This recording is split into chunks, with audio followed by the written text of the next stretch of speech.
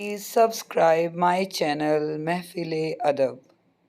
دراصل گناہ بالعموم انسان کو نقصان پہنچانے والا عمل ہوتا ہے۔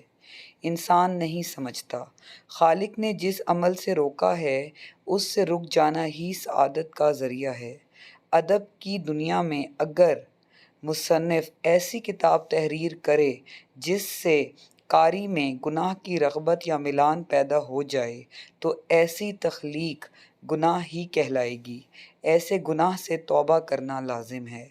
مصنف کا عمل تصنیف ہے اور یہ عمل خیر یا شر کے باب میں اپنا انجام ضرور دیکھے گا۔ گناہوں پر اکسانے والے کا انجام گنہگار کے انجام سے بھی زیادہ خطرناک ہوگا۔ نیکی پر گامزن کرنے کا عمل نیک اعمال میں سب سے زیادہ مستحسن عمل ہے۔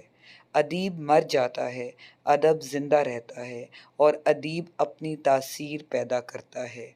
Thanks for watching my videos. Stay blessed.